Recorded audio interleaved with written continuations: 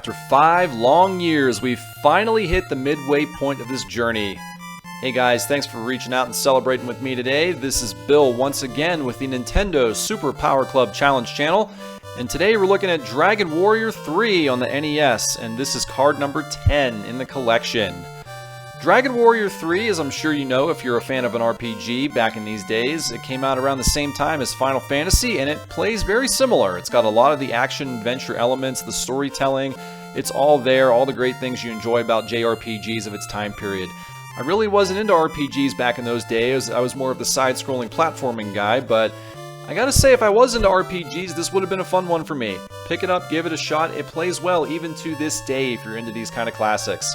Alright, let's jump into the challenge and let's see what exactly we gotta get done today. And we're gonna have lots of goofing off on this one. Stick with me here.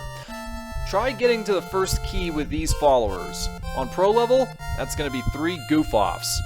Alright, so what does that amount to in the game here? Basically what it means is it's your 1 main power level character and 3 NPCs who don't amount to jack. Yeah, their attack levels are garbage, they can't do any physical damage, they have no magic spells to speak of, and yeah, it's going to be very difficult unless you do meticulous and tedious power level grinding at the very start, which unfortunately is the only way you can complete this challenge. We're going to keep a lot of that offline so as not to bore you as little as possible, but that's really all it is. Once you power level to the right point, just about anybody can do this challenge. Okay, let's go ahead and watch the 85th completed challenge to put us at 50% completion. Dragon Warrior 3. Here we go. Okay, we're jumping right into this thing. So I mentioned a lot of the offline leveling was done offline, because otherwise you're going to be watching me kill the same things over and over again around the castle. You look at these stats here, this is basically what I'm at. So you can see my main character, oddly enough named Bill, is level 7, and all of my other character goof-offs are honestly whatever other level I could get them to, because I'm going to be honest, they died quite frequently while I was power leveling them. So once you've gotten your characters to a sufficient level and you've bought all of the stuff you can possibly afford to buy, you're going to go ahead and leave the castle town area and go up and over and across this bridge. And eventually you're going to come into some different fights here, such as these crows, you're going to see slime, you know, rabbits, there's all kinds of different enemies that you'll run across, very similar to Final Fantasy. So the only real purpose that this video is going to serve is to show you where to go, because other than that, you're just fighting the same stuff over and over and over again. The good thing is that your character will tend to one-shot about 98% of everything that it hits, so you really don't have to worry too much about missing an attack or anything like that, because you're going to be doing a lot of killing here. Forget about your goof-offs. The only time it won't is, with very rare exception, if there's like a status ailment inflicted upon it or something else like that. At level 6 or level 7, you should be way more than powered enough to get rid of just about anything. Not to mention your defense will be high enough where you won't have to worry about, taking much damage. Although it may still be safe to take some, medical herbs and other kinds of things like that. But at that level, like I said, not an issue. The rest of your characters, in this case, Kill, Chill, and Thrill, they're really just nothing more than meat shields. I hate to say it, but that's really all they are. Like I said earlier in the description, they're not going to be dealing much damage. They certainly won't be doing any magic. You may find on occasion, if all 3 of them team up and hit the same character enemy, they may take one of them down, and that's kind of nice, I suppose, but really, at the end of the day, your main character is going to be the one dealing all the damage and taking all the characters out here. So that's where we're at. As far as where to go, remember the objective of this challenge here is to find the first key, right? So as soon as you get yourself down these steps, you're going to go up and around, and you're going to head north. So we're going to wait until we take out all these crows. By the way, run away if you can. Oftentimes you will be able to run, and that's going to save you a lot of time. Fighting enemies at this point, once you're sufficiently leveled, is nothing more than a waste of time. You're probably going to hear me say that a few times throughout the course of this, but it really is. There's no need to worry about taking massive damage here. At level 7, your goof-offs, your other NPC characters are probably going to take some hefty damage, and eventually you will probably lose 1 or more of them. But that's not a big deal. They're nothing more than meat shields, and that's all you got to worry about with them. Now the good thing is, you will notice that there is a section here where you will have a chance to refill their life a little bit, so that's kind of cool. But other than that, that's really all we're going to be worrying about right now. So these ravens go down, And we're going to continue on with the next part of this here as we move over. Now you will come to a chest, and at this point, you know, chests are nice if you're playing the game for real, legitimately, but here, you open it up, you take a look, what do we have? Wayfarer's Clothes.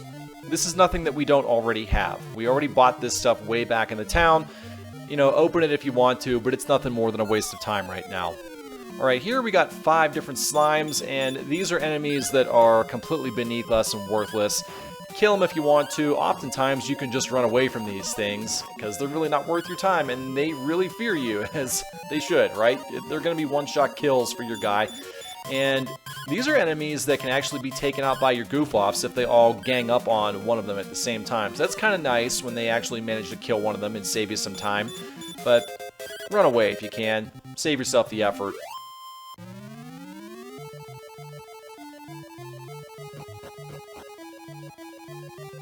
Alright, we continue on up the steps. You're going to go up and over to the right, and then normally you could go up and find more hidden items and chests. We're not going to do that here. Just go south.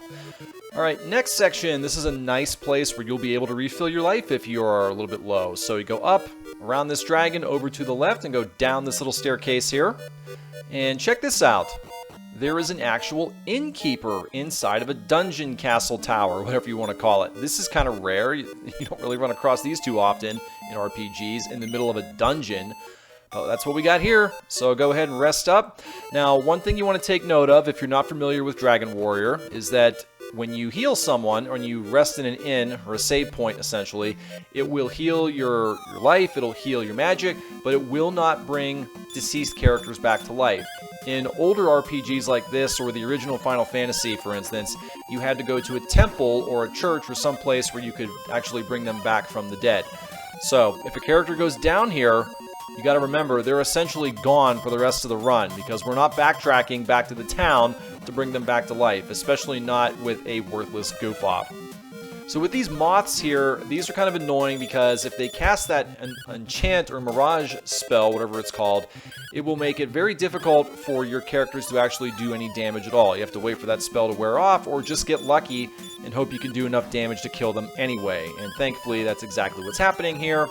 And our goof-offs are actually helping a little bit, even though they're assessing the situation and singing and picking their nose and doing whatever else Lord knows they want to do. Stop assessing. There's nothing to assess. Just assess killing them. Please? Yeah, sing a song in the middle of battle. See how that goes. See how far that gets you, right? No, that's not what you do. So, take it out. We've completed the masked moth, taken them down, and oh, look at this. Our goof-offs are leveling up. Not that it really matters here. We're going to continue on moving across over to the staircase right in here. Oh, check that out. Go up the steps. Alright, now in here, there is a lot of different areas and branches that you could go. We're just going to go straight down and straight over to the left. And we're going to go straight up this little alcove here. And there's another little staircase for us. We're going to go up, and that's all there is to that section.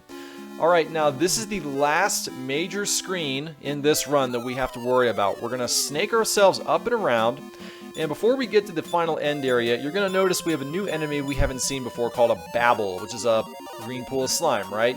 If you run across these things, target them and take them out quickly, because if they manage to land a hit on you, on occasion they will cast a special attack which will deal poison damage. And if you know anything about poison in RPGs, it will obviously do damage, and it will damage your character over time, and that's not what we want to see in a game like this where you only have one character essentially and a bunch of meat shields. So we're moving on across, and we're moving up and around, snaking around, up, over to the right. You're going to skip that northern section. Now where you want to go is straight down south, and that's going to take you to where the final area is. You're going to find some tougher enemies here. You're going to have some frogs, anteaters. It's nothing you can't handle, but you will notice that they are going to start dealing more hefty damage here. So take them out quickly. It's nothing you haven't already seen before, and there's really not a whole lot else to talk about here, other than the fact that you noticed right here that my screen changed colors, right? That's going to happen if one of your characters is in danger or dead, right? So you're going to notice, I'll let this play out just to show you what happens here. Kill got killed, he went down, and my screen changed colors again. So just kind of keeping you aware that, hey, you got to be careful if one of your characters goes down here, because you don't have a revive spell. Yes, you do have a heal spell, and that's good for bringing your characters back to health a little bit, but that's all you're going to be doing. So as you're going to see, they go down. Now again, where you need to go is straight down. I made the mistake of continuing on over to the right because I forgot where my final destination was. So don't do what I did. Just head south and you'll go to your next checkpoint here. There's really not a whole lot else to see here, so I'm just going to skip on past this until we get to where we need to go.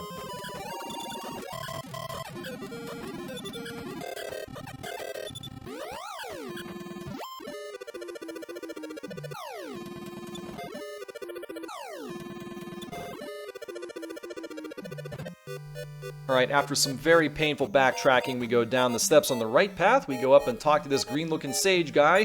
Go ahead and talk to him, and he says that he dreamt he gave us a key. I don't really care about your dreams, just give me the key. Alright, he did, and we're done! Challenge number 10 in the books, and challenge number 85 is completed. If you would have told me 5 years ago that I would have done half the challenges in this collection, I would have called you insane, but just keep putting one foot in front of the other and you'll get it done too. Our next video will be the 50% celebration. See you then.